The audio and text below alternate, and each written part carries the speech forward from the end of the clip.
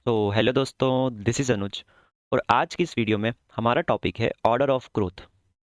तो इससे previous video में हमने कुछ एल्गोरिदम्स को देखा था और हमने ये देखा था कि उन्हें एनालाइज किस प्रकार से किया जाता है। हम हमेशा इस चीज़ का एनालिसिस करते हैं कि अगर कोई सी एल्गोरिदम को इनपुट दिया जा रहा है और उसकी साइज़ को बढ़ाया जा रहा है, यानी कि एन की वैल्यू को बढ़ाया जा रहा है, तो वो एल्गोरिदम टाइम किस हिसाब से लेती है, यानी जो time taken by the algorithm है टू एग्जीक्यूट द टास्क, वो किस हिसाब से ग्रो हो रहा है। ये हमारा मेन मोटिव रहता है किसी भी एल्गोरिदम को एनालाइज करने का। ठीक है।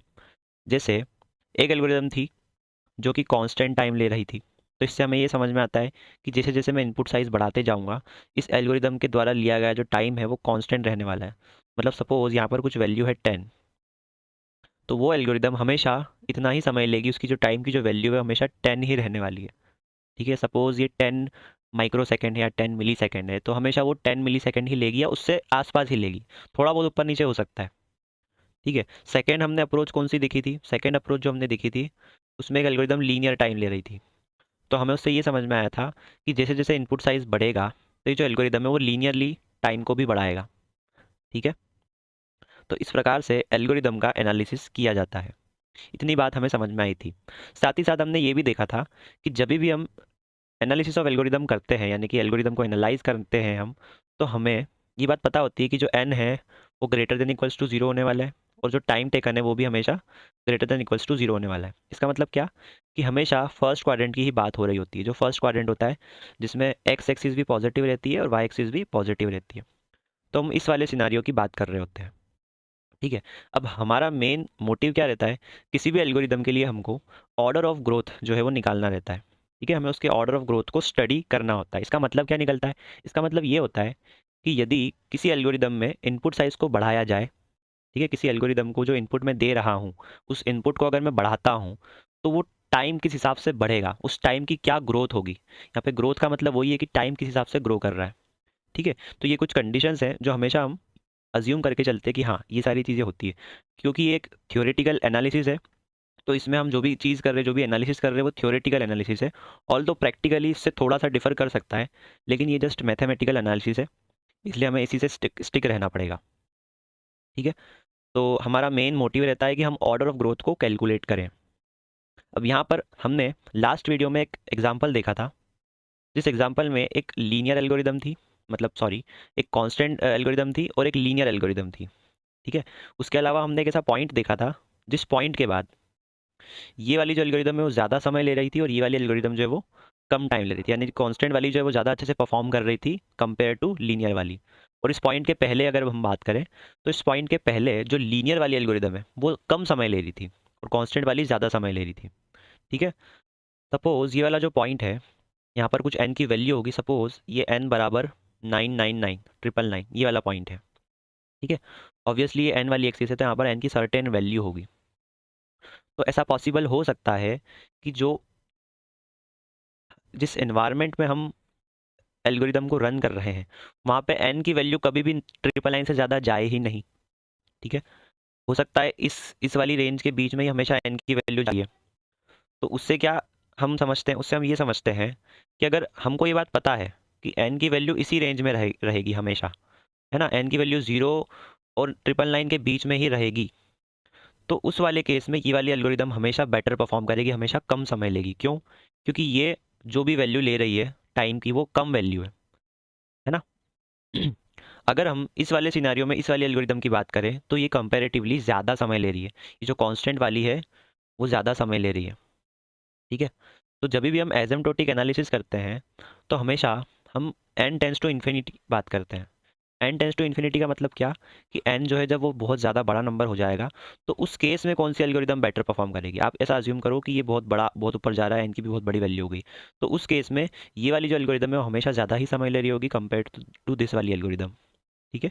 तो ये जस्ट एक थ्योरेटिकल एनालिसिस है, इस वजह से यहाँ पे बहुत सारी ऐसी चीज़ें जो आपको रियल लाइफ से कनेक्ट नहीं भी करे। ठीक है। लेकिन फिर भी हम इसको पढ़ते हैं क्योंकि हमें हमेशा हायर इनपुट के लिए एल्गोरिदम को एनालिसिस करना होता है। ठीक है। हमको वर्स्ट केस के लिए देखना होता है कि एल्गोरिदम बुरे से बुरी सिचुएशन में किस प्रकार से परफॉर्म करती है।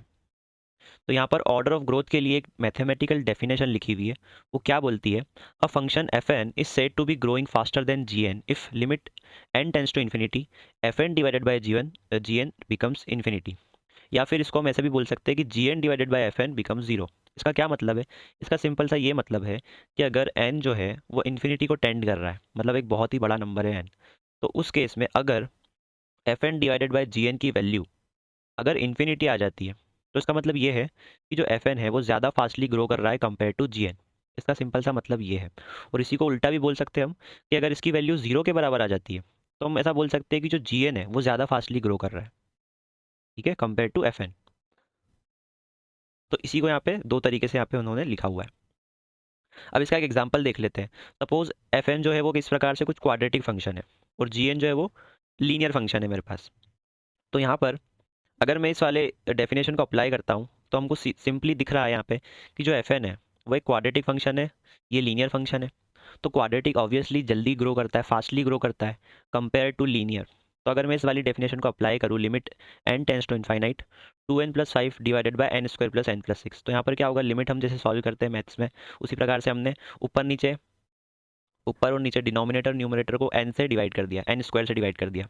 ठीक है, एन स्क्वायर से डिवाइड करने पे यहाँ पर टू बाई एन बचा, यहाँ पर फाइव बाई एन स्क्वायर बचा, और यहाँ पर ये सारी टर्म्स बची। अब हमने यहाँ पर लिमिट को पुट कर दिया, यहाँ पर जीरो बन गया, जीरो बन गया, ये सब जीरो बन गया। हमारा फाइनल आंसर क्या आ रहा है? जीरो आ रहा है। तो इसका मतलब क्या कि जो ऊपर वाला फंक्शन था ये स्लोली ग्रो कर रहा है, और जो नीचे वाला फंक्शन था वो फास्टली ग्रो कर रहा है। ठीक है, तो हम क्या बोल सकते हैं इसमें? हम ये बोल सकते हैं कि g n divided by f n जो है वो मेरा जीरो आ गया। तो हम सिंपली ये बोल सकते हैं कि जो एफ एन है वो फास्टली ग्रो कर रहा है कंपेयर टू जी एन। ये सिंपल इसका मीनिंग होता है। ठीक है, तो यहाँ पर इतना सारा कैलकुलेशन हमको जनरली इतना सारा कैलकुलेशन नहीं करना होता है। हमारे पास एक शॉर्टकट तरीका भी होता है, एक डायरेक्ट वे भी होता है। वो डायरेक्ट वे अपन देखते हैं। डायरेक्ट वे में अपने को दो पॉइंट्स याद रखने हैं। पहली चीज़, हमको लोअर ऑर्डर टर्म्स को इग्नोर करना है, और हमको लीडिंग कॉन्स्टेंट्स को भी इग्नोर करना है। एग्जाम्पल के लिए मैंने ले लिया इसको एफ एन बराबर two n square plus n plus six. ठीक है, एग्जाम्पल के लिए जो मेरा एफ एन है वो क्या है? Two n square plus n plus six. तो यहाँ पर सबसे ज़्यादा ग्रोइंग टर्म्स कौन सी है? सबसे ज़्यादा ग्रो करने वाली टर्म है ये मेरी एन स्क्वायर। ठीक है, उसके बाद सेकंड नंबर पे आता है एन, और थर्ड नंबर पे आता है कांस्टेंट।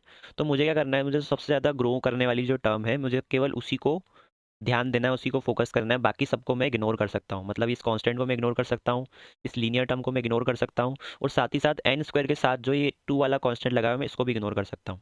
तो मैं डायरेक्टली बोल सकता हूँ कि इसका ऑर्डर ऑफ ग्रोथ क्या है? एन स्क्वायर है, बस सिंपली।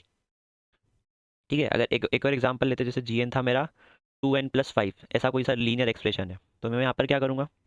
मुझे देखना होगा कि इसमें सबसे ज़्यादा हायर ग्रोइंग टर्म क्या है। ठीक है, हाईएस्ट ऑर्डर टर्म क्या है। सिंपली हम इसको ऐसा भी देख सकते हैं कि एन की हाईएस्ट पावर क्या है। तो अगर इस एक्सप्रेशन में बात करें, एन की हाईएस्ट पावर क्या है? वन। यहाँ पे एन की पावर वन है, उसके अलावा यहाँ पर एन की पावर जीरो है, तो उसको तो हम इग्नोर ही करते हैं। ठीक है, तो यहाँ पर मैं किस किस को इग्नोर कर सकता हूँ? मैं फाइव को इग्नोर कर सकता हूँ, मैं टू को इग्नोर कर सकता हूँ। मैं सिंपली बोल सकता हूँ कि इसका ऑर्डर ऑफ ग्रोथ क्या है? एन।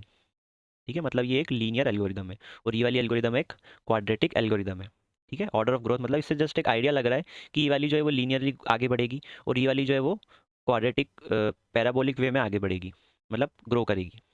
ठीक है, तो यहाँ पर f n order of growth is n square and g n order of growth is n. ठीक है, इतना समझ में आया? अब उसके बाद हमें कैसे पता चलेगा कि कौन सी जो ऑर्डर ऑफ ग्रोथ है वो ज़्यादा फास्ट ग्रो करती है, और कौन सी ऑर्डर ऑफ ग्रोथ जो है वो स्लोली ग्रो करती है? तो यहाँ पर कुछ commonly used order of growth लिखी हुई है। ठीक है, जिनको हम याद भी कर सकते हैं, बहुत ही ज़्यादा यूज़ होती है। जब भी हम किसी भी एल्गोरिदम की बात कर रहे होते हैं तो ये सारी टर्म्स बहुत ज़्यादा यूज़ होती है। ठीक है, इसमें सबसे फर्स्ट नंबर पे आता है कांस्टेंट। है ना, कांस्टेंट जो है वो सबसे कम ग्रो करता है। क्यों? क्योंकि भैया कांस्टेंट है, वो तो हमेशा कांस्टेंट ही रहने वाला है, उसमें ग्रो नाम की कोई चीज़ ही नहीं होती है। उसके बाद सेकंड आता है हमारा y equals to log log n. मतलब मैं यहाँ पे y इक्वल्स टू इसलिए बोल रहा हूँ क्योंकि हम इसको एक फंक्शन की तरह देखने वाले हैं। ठीक है, फंक्शन में क्या होता है? ये y होता है, ये x होता है। तो y फंक्शन ऑफ x होता है ना, y is a function of x, और एक ग्राफ बनता है। तो यहाँ पर उस प्रकार से ही हम देख रहे होते हैं। यहाँ पे x की जगह मुझे इनपुट लेना होता है यानी कि n, और y की जगह मुझे टाइम लेना होता है। ठीक है, तो यहाँ पर लॉग लॉग एन आता है, उसके बाद तीसरे नंबर पे आता है लॉग एन जो कि उससे बड़ा होता है। फिर एन क्यूब, मतलब एन की जो क्यूब रूट होती है, काइंड ऑफ एन की जो क्यूब रूट होती है, या फिर इसको मैं एन की पावर वन बाई थ्री बोलता हूँ। ठीक है, उसके बाद आता है एन की पावर वन बाई टू, यानी कि इसको मैं बोलता हूँ एन की स्क्वायर रूट ऑफ एन, है ना। फिर आता है सिंपली एन, फिर एन स्क्वायर, फिर एन क्यूब, फिर एन की पावर 4 और 2 की पावर एन और एन की पावर एन। ठीक है। तो ये सारी चीज़ें क्या है, ये बहुत कॉमनली यूज्ड हैं, जो जिसके बारे में हमको बेसिक आइडिया भी होना चाहिए कि भैया कौन सबसे ज़्यादा ग्रो करता है और कौन स्लो ग्रो करता है। ठीक है।